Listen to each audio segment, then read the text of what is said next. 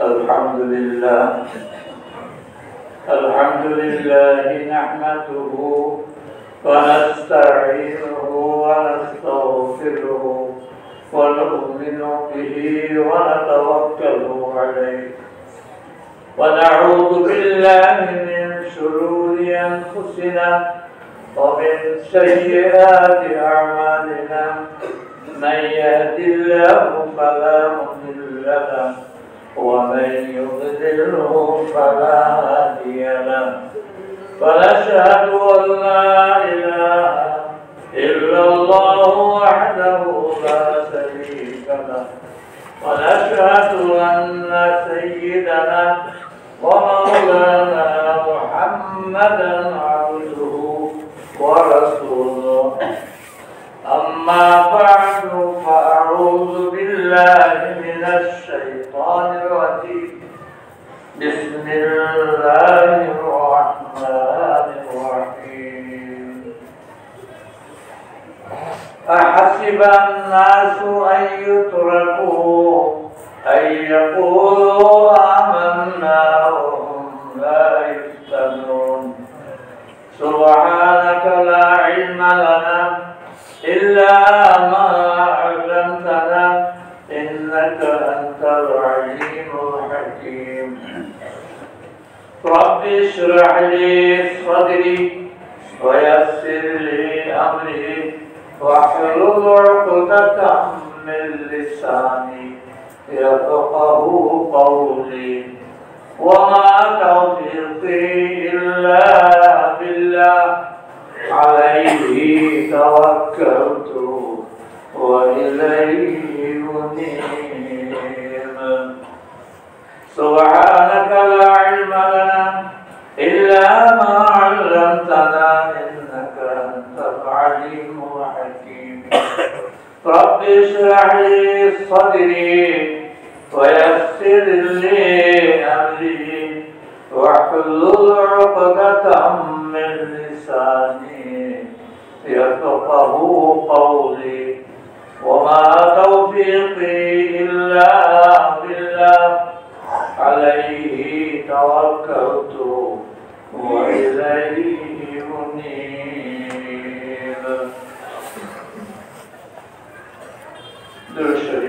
اللهم صل على محمد وعلى آل محمد كما صليت على إبراهيم وعلى آل إبراهيم إنك حميد مجيد اللهم بارك على محمد وعلى آل محمد كما باركت على إبراهيم وعلى آل إبراهيم إنك حميد مجيد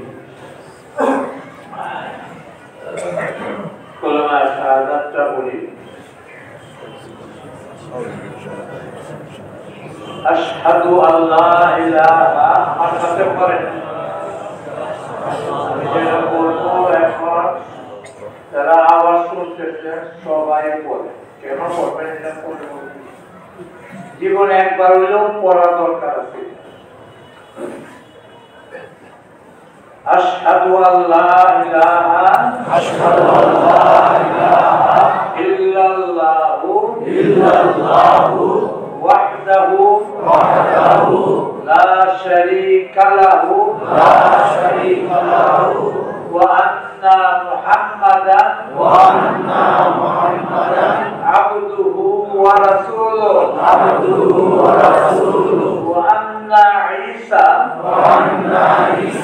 عبد الله ورسوله وكلمته ألقاها إلى مريم وروح منه والجنة حق والنار حق যতটুকু পড়লাম বুখারী শরীফের রওয়ায়াতে আছে হুজুর আকরাম সাল্লাল্লাহু আলাইহি ওয়াসাল্লাম ফরমান 3425 নম্বর হাদিস বুখারী শরীফের রওয়ায়াত আল্লাহ রাসূল বলেন এই সাক্ষ্যটা দিলে আল্লাহ ছাড়া কোনো মাবুদ নাই, আল্লাহ এক এবং আল্লাহ অদ্বিতীয়, মুহাম্মদ সাল্লাল্লাহু আলাইহি সাল্লাম আল্লাহর বান্দা এবং রাসূল। আরো কি সাক্ষ্য? ঈসা আলাইহিস সালাম আল্লাহর বান্দা এবং আল্লাহ রাসূল। নাসারারা তাদের বিশ্বাস ছিল ওকালাতিন নাসারা মাসিহ ইবনুল্লাহ, ঈসা আলাইহিস সালাম আল্লাহর ছেলে, নাউযুবিল্লাহ। ঈসা আলাইহিস সালাম আল্লাহর ছেলে, এরা এই বিশ্বাসী। আল্লাহ রাসূল বলেন এই সাক্ষ্যটাও যারা দিবে ঈসা আলাইহিস সালাম আল্লাহর বান্দা, অন্যান্য বান্দার মতো এবং আল্লাহর রাসূল। ওয়া কালিমাতুহু আলকাহা ইলা মারইয়াম, মারইয়াম আলাইহিস সালামের প্রতি আল্লাহ তাআলা এই কালেমা দিয়েছেন, রূহ দিয়েছেন, পিতৃ ছাড়া, পিতা ছাড়া হযরত ঈসা আলাইহিস সালামের জন্ম। ঈসা আলাইহিস সালাম আল্লাহর সন্তান, নাউযুবিল্লাহ। যাও আল্লাহ রাসূল বলেন এরপরে আল জান্নাতু হাক্কুন ওয়ান নারু হাক্কুন, জান্নাত এবং জাহান্নাম সত্য। এই সাক্ষ্য যে দিবে মৃত্যুর আগে আর বিপরীত করবে না। সুবহানাল্লাহ। আল্লাহ তাআলা বলেন, আল্লাহ রাসূল বলেন আদখালাহুল্লাহুল জান্নাত, আল্লাহ তাআলা তাকে জান্নাতে প্রবেশ করাবেন। সুবহানাল্লাহ। কে বলছে? আল্লাহ রাসূল বলছে জান্নাতে তাকে প্রবেশ করাবেন। এই সাক্ষ্য যে দিবে এরপরে এর বিপরীত না করে মারা গেল, এরপরে আল্লাহ রাসূল বলেছেন আলামা কানা মিনাল আমাল, যে কোনো আমলের মধ্যে সে থাকুক না, আল্লাহ মাফ করে হলেও আল্লাহ তাকে জান্নাতে দিবেন। সুবহানাল্লাহ। বলে এই কালেমা শাহাদাত আমি গত 2 জুমাও পড়েছি, আজকেও পড়লাম। তার প্রতি জুমাতে নতুন নতুন লোকই বেশি আছে। এখন এই হারবার মুসলিমরা এখন দেখা পায় না, কাছের মুসলিমরা এখন দেখা পায় না। পয়লা বছর আমাদের দেখা পায় না, 3 টাকা কেউ দেখা পায় না। এদিন 3 টাকা গেছি ডাইনের উপরে দিয়ে আপনার বাড়ি বললো বগুড়াটা বলছিল বাইরে দিকে এলাম, এলেও আর আরেক দেশে কথা বললো, আমরা পরে দেখা। যাই হোক, আমি যে আয়াতটা বলছি এই আয়াতের প্রেক্ষিতে আমি পরে আগামী সপ্তাহে আলোচনা করব। আজকে বলতেছি প্রথমে এটা আমাদের মসজিদে এখন লোক বেশি হওয়ার কারণে কষ্ট করবে। প্রথম তলায়, দোতলায়, তৃতীয় তলায় ছাড়াও রাস্তাঘাটে বিশেষভাবে শুক্রবার দিন মানুষ নামাজ পড়ে। আপনারা শুনে খুশি হবেন, এটার প্রস্তুতি চলছে।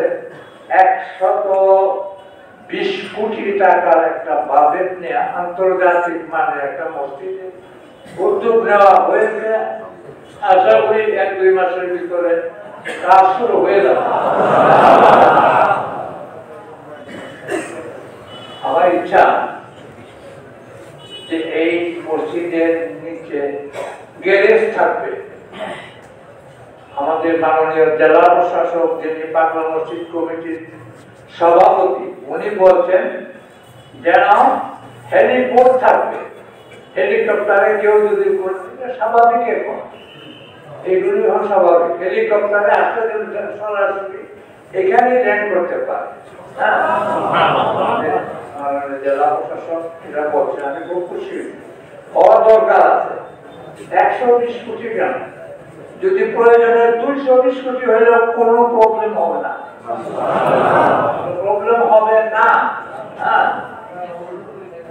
টাকারও প্রবলেম হবে না, মানে টাকারও পরিকল্পনা এবং বাস্তবায়ন, পরিকল্পনা এবং বাস্তবায়ন। আমি তো আলহামদুলিল্লাহ প্রায় 10-12টা এই পৃথিবীর 10-12টা দেশে আমি গেছি, দেখে আসছি।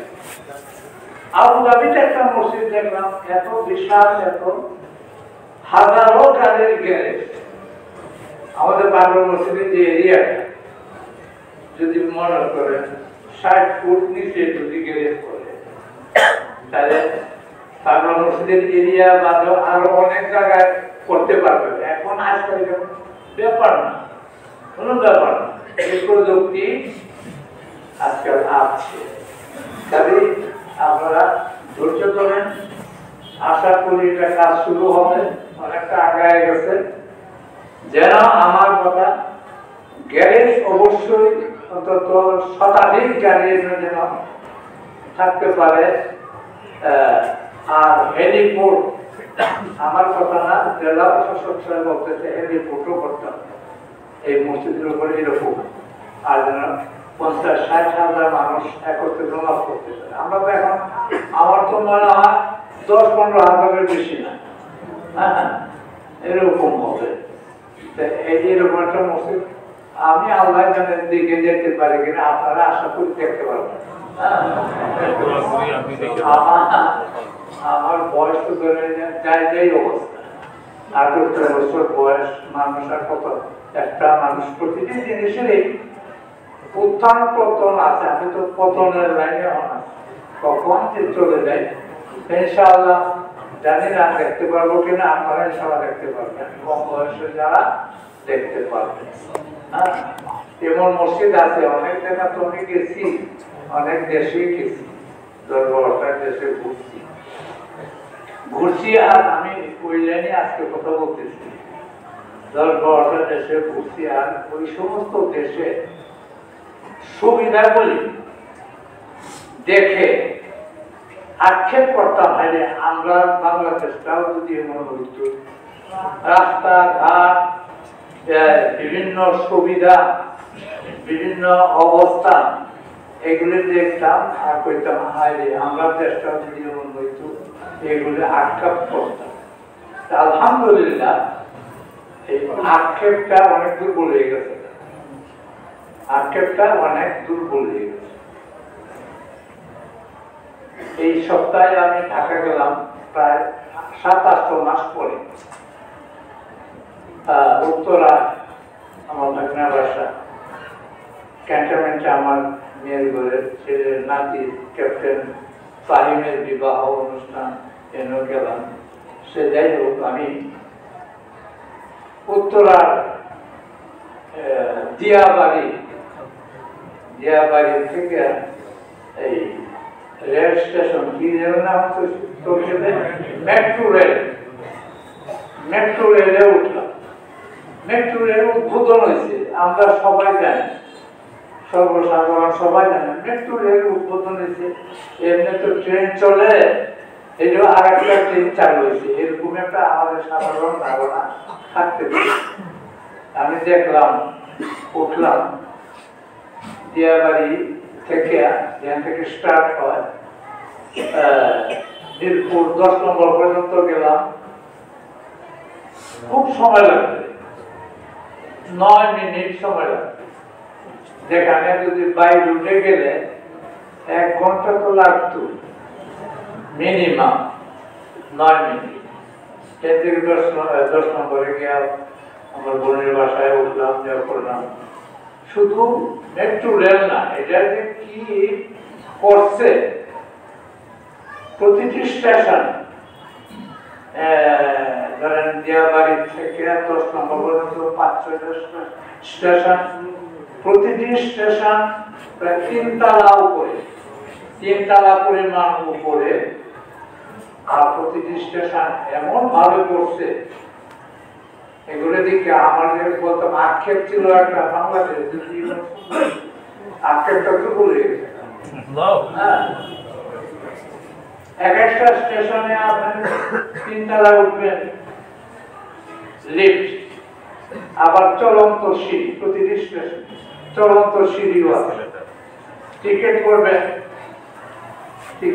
আপনার মেশিন, টিকিটের মেশিন আছে, সেখানে কিভাবে যারা জানে টিকিট আপনার 40 টাকা টিকিটের দাম, মানে 500 টাকা দিচ্ছেন, ঢুকেছেন, 40 টাকা রাখে বাকিটা মেশিনে আবার আয়। এত সুন্দর ব্যবস্থা দেখে আমার তো খুবই ভালো লাগে। মনে হয় যেন যতক্ষণ মেট্রো ছিলাম যেন কোনো বিদেশের কোনো জায়গাতে আমি ঘুরতেছি। আমার কেমন লাগছে এটা বাস্তব। কারো কাছে হয়তো খারাপ লাগতে পারে, কিন্তু আমি সত্য যেটা এটাই বলতেছি। হ্যাঁ, আমার সাথে বাইনা করে নাচি ছিল, এই লাইনে আজকে কথা বলতেছি। ওয়া ইনশাআল্লাহ আগামীতে আর তখন বেশি পড়া যায় না। তাহলে বললাম যে 10 নম্বর 9 মিনিটে আইলাম। এটা আর কি পর্যন্ত যাইব? ওইটা যাইব তো মতিঝিল পর্যন্ত। বলে যাই হেন যাই, এই যে মেট্রো রেল ভালো দেখে বুক করে মতিঝিল এখন 11:30 বন্ধর টাইম। এখন শুধু যাবে আগারগাঁও পর্যন্ত। বলে না আগারগাঁওয়ের বলে আবার তারপর থেকে আবার মেট্রো রেলে উঠলাম, আগারগাঁও গেলাম। আগারগাঁও নামিয়া কিছু হাঁটাহাঁটি করে একটা আর্মিদের পার্ক আছে, সেখানে একটু ঘোরাঘুরি করে আবার আগারগাঁও থেকে সেই উত্তরা দেয়াবাড়ি যে ফার্স্ট স্টেশন যেটা, এখানে আসলাম। আইসা মাত্র 17 মিনিট লাগবে। তাহলে উত্তরা থেকে আগারগাঁও বাইরে যদি যান 1 ঘন্টা থেকে জামে 2 ঘন্টাও লাগতে পারে। হ্যাঁ, আর 17 মিনিট আসা পর মেট্রো রেলটা ধরেন কেমন এটা আপনাদেরকে বলবো। সবাই তো জানেন এটা একটা ট্রেন চালু, কিন্তু এটার যে ব্যবস্থাপনা এত হাইফাই আমার কাছে লাগছে যে আমি যখন বিদেশে কোন দেশে বসে বিদেশে আল্লাহ অনেক দেশে নেওয়া হয়েছে। আমাদের দেশে ঢাকাটাতে এমন মনে হয় যে পরিকল্পনা মেট্রো রেলে আরো অনেক পরিকল্পনা কমলাপুর পর্যন্ত আসছে। মানুষ এখানে আসা বিভিন্ন স্টেশনে নামে অফিস আদালতে যায়, অনেক সাশ্রয় হয়ে গেল সময়। ঢাকাটা এখন দোতলা হয়ে যেতেছে, দোতলা মেট্রো রেল এবং ওভার ব্রিজ বিভিন্ন কারণে। এয়ারপোর্ট থেকে গাজীপুর পর্যন্ত আবার উপরে এই দোতলা দেওয়া রুট চলবে একটা। এটাতে শুধু বিআরটিসি বাসের জন্য কোনো যানজট নাই, এই বাসগুলি চলবে মাঝে মাঝে স্টেশন। পরিকল্পনা এবং বাস্তবায়ন করতে গেলে পিছিয়ে কাপড় টানে আর আপনি আগাইতে চান, তো বাস্তবায়নে বাধা করত। আলহামদুলিল্লাহ আমার কাছে খুবই ভালো লাগলো। মেট্রো রেল জিনিসটা কি, অন্তত পক্ষে এই 10-15 হাজার মানুষকে আমি জানাইতে পারলাম। হ্যাঁ, সবাই তো আপনারা আমার সামনে যারা আছে মেট্রো রেলে কেউ উঠছে আছে কেন? মেট্রো রেলে উঠে খালি দেখছেন পত্রিকা দেখি মাত্র। আমি বলতেছি মেট্রো রেল বাংলাদেশের উন্নয়নের একটা উন্নয়ন। যাই হোক, পদ্মা সেতু যেটা, এটা আমি 2বার গেছি সফরের বিভিন্ন কারণে। এইগুলি আরো চিটাগাঙ্গে ওরা কিছু পরিকল্পনা এবং বাস্তবায়ন, পরিকল্পনার অভাব, বাস্তবায়নের বিপদ। বাস্তবায়নের করতে গিয়ে পিছিয়ে দেওয়া অনেক টানাটানি আছে, হ্যাঁ, যে কারণে আগাইতে পারে। নদীর তলে যেখানে কি কয় ট্রেনের নাকি কর্ণফুলী ট্রেন, এটা কয় ফুট নিচে? হ্যাঁ, 100 ফুট নিচে। 100 ফুট নিচে হোক, যদি ট্রেনে থাকে নদীর তলে যায়, কর্ণফুলী নদীর তলে যায়, পাকলা নদীর তলে গ্যারেজ করুন যেত না,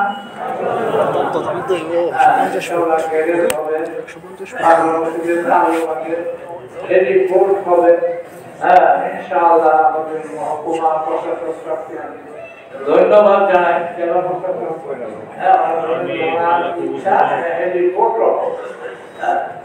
এইভাবে ইনশাআল্লাহ একটা মসজিদ এখানে হবে।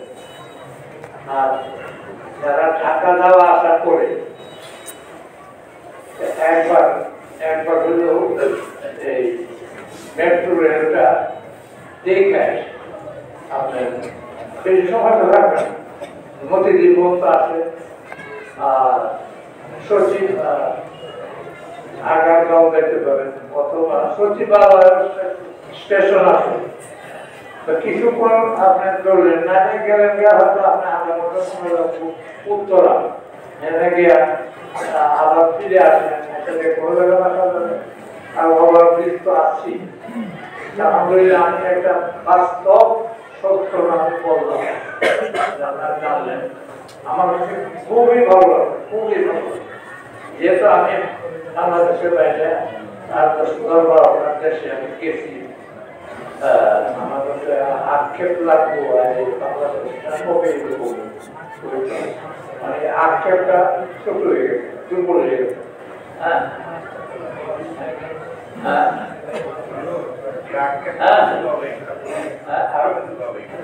আরো ছোট হবে, ছোট হইতে নাই হয়ে যাবে। আল্লাহ আমাদেরকে কবুল করবো, আল্লাহ কবুল করবো। সবচেয়ে সমস্যা হলো যে দুর্নীতি, সন্ত্রাস, এই অপকর্মগুলি যদি করবে থাকে, অপকর্মগুলি যদি করবে থাকে। আজকে শুনলাম অস্ট্রিয়া, আমরা সেখানে আত্মীয় স্বজন আছে, এত সুন্দর দেশ, কোনো মারামারি কাটাকাটি কিছুই নাই, সরকারি ভাবে তারা করজ করে বাচ্চাদের, বুড়াদের সমাজে। যেমন আমাদের দেশের জনসংখ্যা বেশি, সরকারের ইচ্ছা থাকলেও বাচ্চার কেউ নাই, কম কিভাবে করবে। সে যাই হোক, আল্লাহ তাআলা আমাদেরকেও অন্যান্য দেশের মতো সুযোগ সুবিধা আল্লাহ তাআলা করে দিই। আজকে আয়াতের প্রেক্ষিতে আর কিছু বলার না, সময় নাই। আমার সাথে পরে তওবা ইস্তেগফারটা কিন্তু ব্যক্তি জীবনের সকলের জন্য জরুরি। কখন আল্লাহ ডাক দেবে, কে কখন চলে যায় আমরা বলতে পারি। তওবা ইস্তেগফার সবসময় করতে হবে। আল্লাহর রাসূল বলেন, হুজুর সাল্লাল্লাহু আলাইহি ওয়াসাল্লাম বলেন, আমি প্রতিদিন 70 থেকে 100 বার তওবা ইস্তেগফার করি। আমাদের দরকার আছে। আস্তাগফিরুল্লাহ রাব্বি মিন কুল্লি যামবি ওয়া আতুবু ইলাইহি লা হাওলা ওয়া লা কুওয়াতা ইল্লা বিল্লাহিল আলিয়্যিল আযীম। হে আল্লাহ, আমি জীবনে যত গুনাহ করেছি, যত পাপ করেছি, সগীরা কবিরা, ইচ্ছায় অনিচ্ছায়, প্রকাশ্যে গোপনে, জেনে না জেনে। হে আল্লাহ, আমার জীবনের সব পাপ গুনাহ থেকে তোমার দরবারে তওবা ইস্তেগফার করলাম। আমাকে ক্ষমা করে দাও। আমার জীবনের সগীরা কবিরা সব গুনাহ তুমি দয়া করে মাফ করে দাও। আর গুনাহ করব না। ক্ষমা করে দাও। গুনাহ হয়ে যায় তওবা নসিব করিও। আমানতু বিল্লাহি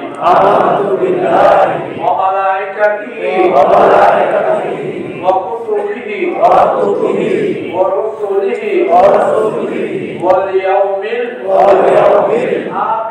আখির ওয়াল কদরি খাইরিহি ওয়া শাররিহি মিনাল্লাহি তাআলা ওয়াল বা'সি বা'দাল মাউত হে আল্লাহ বিশ্বাস আনিলাম ঈমান আনিলাম তোমার উপর তোমার ফেরেশতাদের উপর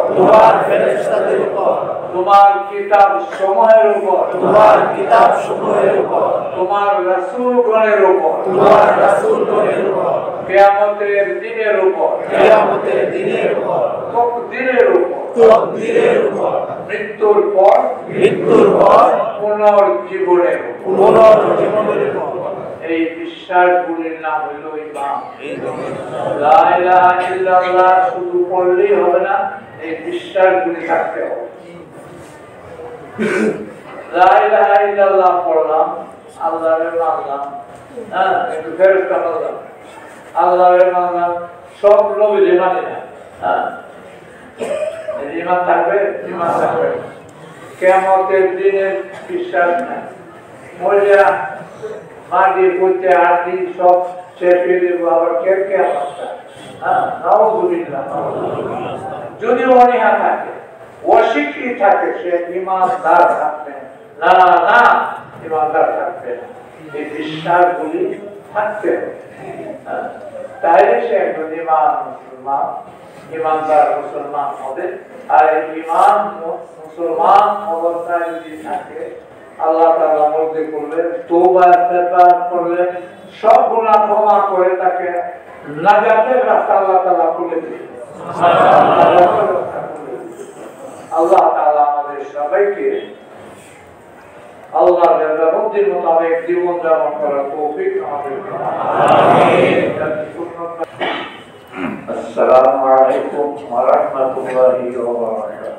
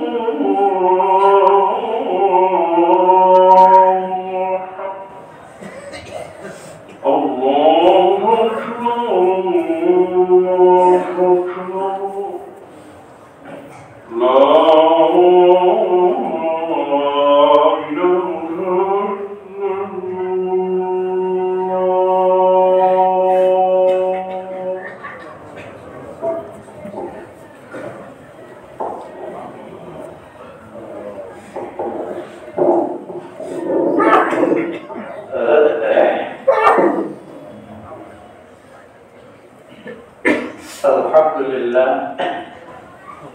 الحمد لله الذي أسرى بعبده ليلا من المسجد الحرام إلى المسجد الأقصى ثم منه إلى السماوات العلى وأشهد أن لا إله إلا الله وحده لا شريك له وأشهد أن سيدنا ومولانا محمدا عبده ورسوله سيد الورى صلى الله عليه وعلى آله وأصحابه الذين كشفوا الدجى وسلم تسليما كثيرا أما بعد أيها الإخوان فقد حان الشهر رجب الأصم له أحكام بعضها من بعض أهم فمنها كان رسول الله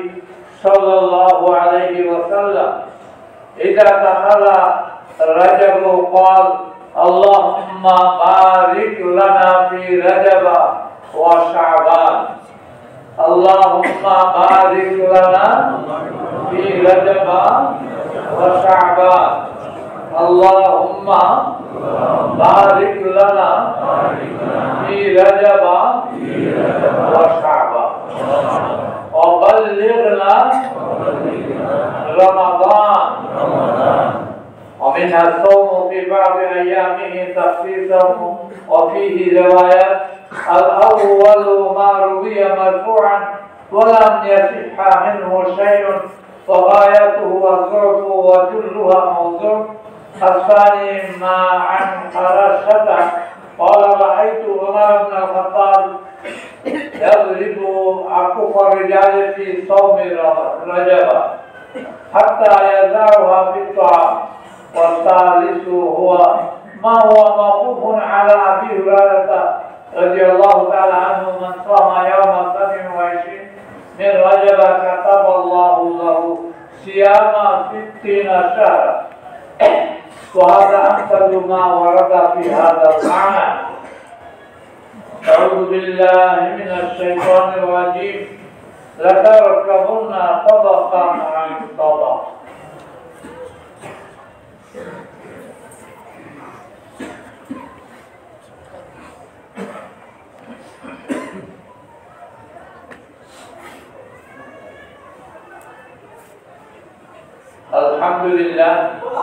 الحمد لله نستعينه واستغفره ونعوذ بالله من شرور انفسنا ومن سيئات اعمالنا من يهد الله فلا مضل له ومن يضلله فلا هادي له ونشهد ان لا اله الا الله وحده لا شريك له ونشهد ان سيدنا ومولانا محمدا عبده ورسوله ارسله بالحق بشيرا ونذيرا بين يدي الساعه من يطع الله ورسوله فقد رشد ومن يعصيهما فانه لا يضر الا نفسه ولا يضر الله شيئا. اعوذ بالله من الشيطان الرجيم ان الله وملائكته يصلون على النبي يا ايها الذين امنوا صلوا عليه وسلموا تسليما. اللهم صل على محمد عبدك ورسولك وصل على المؤمنين والمؤمنات والمسلمين والمسلمات وبارك على محمد وأزواجه وذريته. اللهم احفظنا فإنك خير الحافظين اللهم ارحمنا فإنك خير الراحمين اللهم انصرنا فإنك خير الناصرين. ربنا آتنا في الدنيا حسنة وفي الآخرة حسنة وقنا عذاب النار وقنا عذاب القبر وقنا عذاب الحشر وقنا عذاب الموت وقنا عذاب الصراط وقنا عذاب النار. اللهم إنا نعوذ بك من علم لا ينفع ومن قلب لا يخشع ومن نفس لا يشبع ومن لسان لا يذكر ومن عين لا يبكي بخشيتك يا رب العالمين يا أرحم الراحمين. اللهم إنا نحن عبادك الخطاؤون نستغفرك ونتوب إليك نستغفرك ونتوب إليك. اللهم احفظنا، اللهم احفظ بلدنا بنغلاديش من غضبك، كورونا فيروس، دينغو، كانسر ومرض صغير وكبير ومرض صغير وكبير.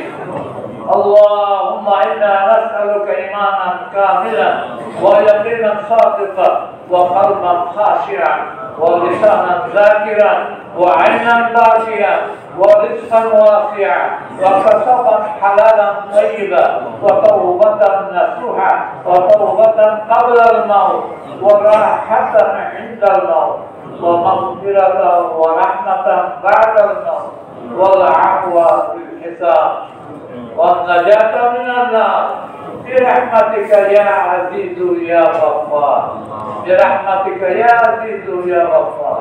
ربنا اصرف عنا عذاب جهنم، ربنا اصرف عنا عذاب جهنم إن عذابها كان غراما، إن عذابها كان غراما.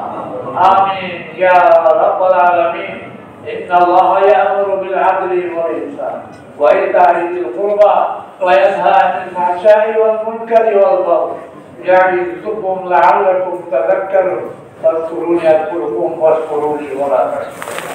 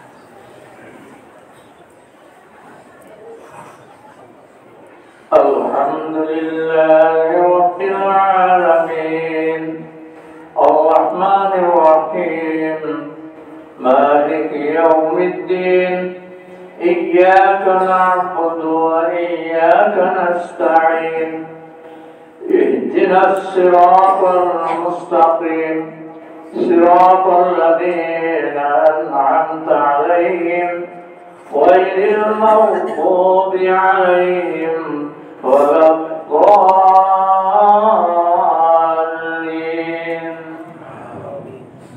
إن الله عنده علم الساعة وينزل الغيث ويعلم ما في الأرحام وما تدري نفس ماذا تكسب غدا وما تدري نفس بأي أرض تموت. إن الله عليم خبير. الله أكبر.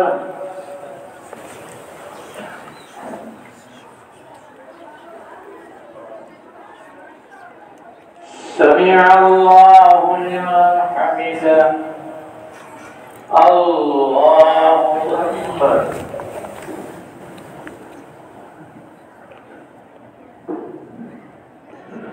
الله أكبر. الله أكبر.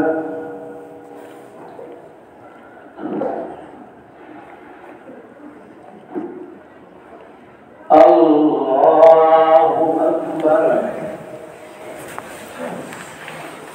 الحمد لله رب العالمين الرحمن الرحيم مالك يوم الدين إياك نعبد وإياك نستعين اهدنا الصراط المستقيم صراط الذين أنعمت عليهم غير المغضوب عليهم ولا الضالين.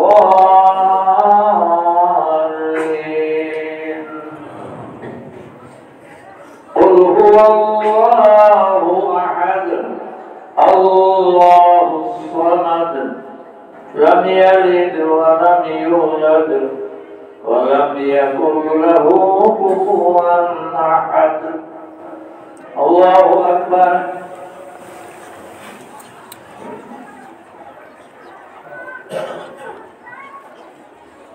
سمع الله لمن حمده. الله أكبر.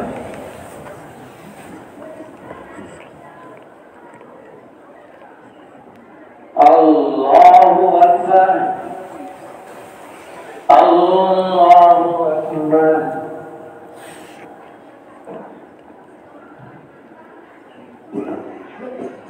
الله أكبر.